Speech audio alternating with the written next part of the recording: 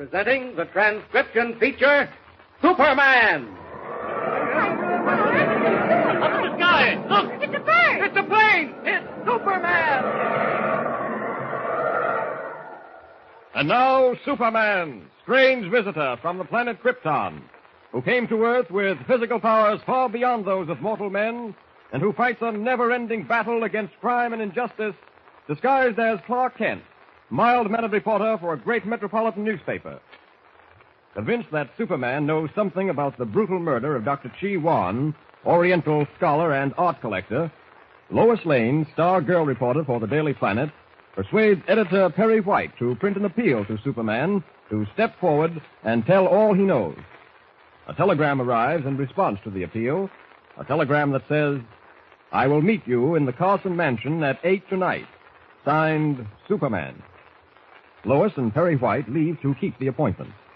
In the meantime, Clark Kent, who has gone to pay a call on Walter Huffman, a dealer in jewels he suspects of being involved in Chi Wan's murder, returns to the newspaper office.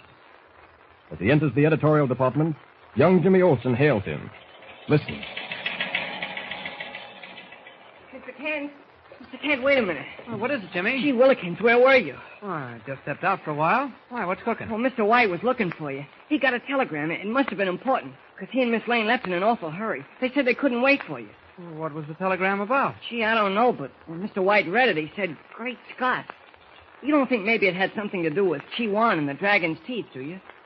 Oh. We'll take a look in Mr. White's office. Maybe we can find the wire. Boy, this sure is getting exciting. When did they leave, Jimmy? Oh, about 20 minutes ago. Uh-huh. Close the door, Jimmy, will you? Okay. Oh, let's have a look here. Over here. No, there's no telegram on his desk. Take a look in the waste paper basket, Jimmy. Okay. No, I don't see it. Try and remember, Jimmy. Didn't Lois or Mr. White say who the telegram was from? No, they didn't. Well, it's not in the waste paper basket either. Wait a minute. We're just a couple of dumbbells. All we've got to do is call the telegraph office and get a copy of the wire. Sure, that's right, Mr. Kent. Oh, operator, get me the telegraph office. That's right. You say they left in a hurry, Jimmy? And how? I didn't even get a chance to ask Miss Lane what was up. Wait a minute. Hello? Telegraph office? This is the Daily Planet. Yes. We received a wire about a half hour ago. That's right. And we'd like to get a copy of it. Yes. Precious minutes slip away as Clark Kent endeavors to learn the contents of the mysterious telegram. Meanwhile, Lois Lane and Perry White are waiting in the musty darkness of the deserted Carson Mansion, listening to the distant peal of a church bell striking the hour of 8. What's that, Mr. White? That noise. Church bell, tolling the hour. We're just on time. Mr. White, do you think he's here? We'll find out soon enough. Of all the wet, foul-smelling places I ever saw, this is the worst I've ever been. Shh. Someone opened the door. It might have been the wind. No. I hear footsteps. You're right. Who's there? Who's there? I don't hear the footsteps anymore. I'm going to strike a match. Don't strike any matches. Who are you? I am Superman. That voice, Mr. White. It isn't Superman. How do we know you're Superman? Show yourself. That I cannot do. You will have to believe me. You asked for information? I'm ready to give it to you. Ask him what he was doing at Dr. Wan's house. What were you doing at Chi Wan's house the night he was killed? What difference does that make? You're interested only in one thing. The man who committed the crime. Who was it? Listen to me. Listen carefully. The man who killed Chi Wan.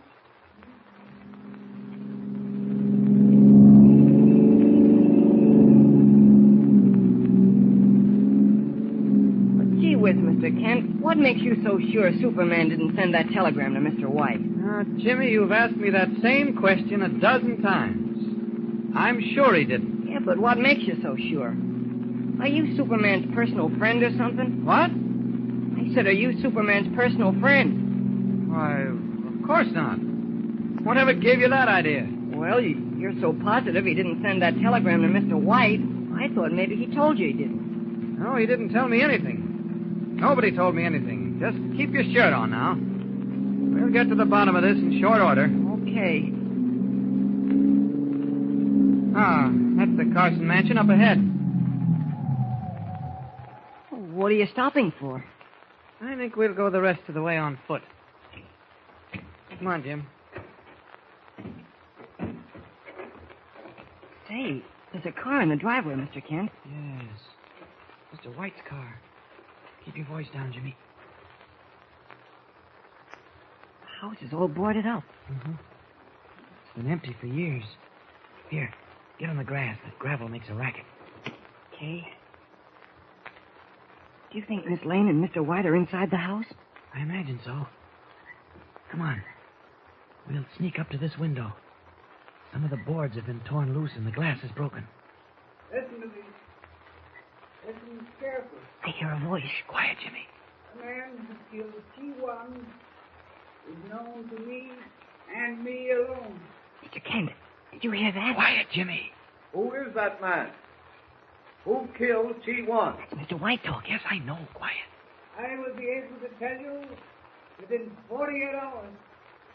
In the meantime, you must make no attempt to find out for yourself. Why must we wait 48 hours? Because he doesn't know. He's lying. He isn't Superman. Gee, Mr. Kent. You stay here, Jimmy. Don't move from this spot. I'll be back. I figured something like this was happening. Looks like it's high time the real Superman took over. Now, if this back door is open... No, it's locked. I'd crash through, but I don't want to make too much noise. Yeah, this window will do the trick. Rip the boarding off quietly. Quietly. There, that's one. Blast this noise. Two. One more and I can climb through once I get the window open. There. That does it. Hope nobody heard me. Now to raise the window. And up over the sill. There. This must be the kitchen. I can hear voices from the front of the house. It's a good thing I can see in the dark. There's nothing I can tell you now. You must wait 48 hours. No, my phony friend. We're not waiting. I'll just open this door quietly. But how do we know whether to believe you? How do we know you're Superman? Who else could I be? That's what I want to know. Hey, let go of me! What's happening? Mr. White! Wait a minute. I'll light a match. Did you hear that? Something's happened. Here's a light now. Look. There on the floor. Great Scott. It's a man. Out cold. Lois! Mr. White! That sounds like Clark Kent's voice. Mr. White! Now, what in the name of heaven are you doing here? Jimmy and I decided to follow you after we got a copy of that telegram. What happened? Everything that could happen. What concern this match? I burned my thing. Here, wait. I've got a flashlight in my pocket. There. Gee, Willikins. There's a man on the floor. Is that Superman? No. It's someone who tried to palm himself off as Superman. I still don't know what happened. You see, he was talking to us, telling us we'd have to wait 48 hours before he could let us know who killed Chi-Wan, when suddenly I heard a burst of wind, another man's voice, and then the sound of blows. Whoever hit him certainly didn't pull his punches. That shiner he's got. I wonder who it was. Let's get him back to the office where we can question him. You take the flashlight, Lois.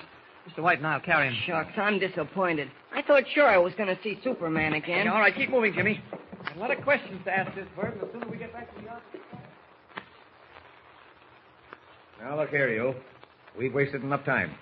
Are you going to talk, or do we have to turn you over to the police? I told you all I know. You paid me $50 to do the job. Walter Huffman paid you $50 to impersonate Superman? That's right. He told me what to do and what to say. I used to be an actor, but I've been out of work for 3 months, and I needed the money. What happened at the Carson mansion? Who knocked you out? I don't know. Someone jumped out of the darkness. It felt like a sledgehammer. Come in.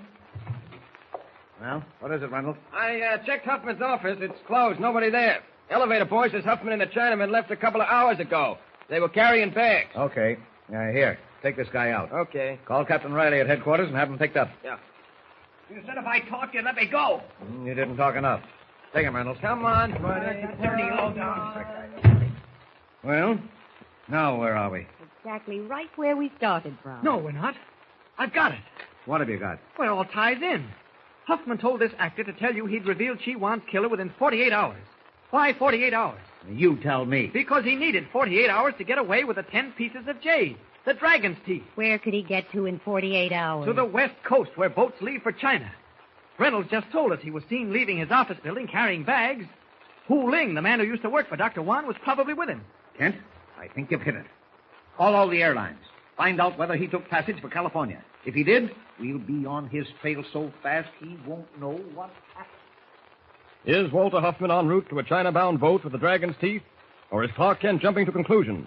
Don't forget to tune in next time for a thrilling twist in this strange Oriental drama. Tune in the next thrilling installment of the transcription feature, Superman. Up in the sky, look! It's a bird! It's a plane! It's Superman!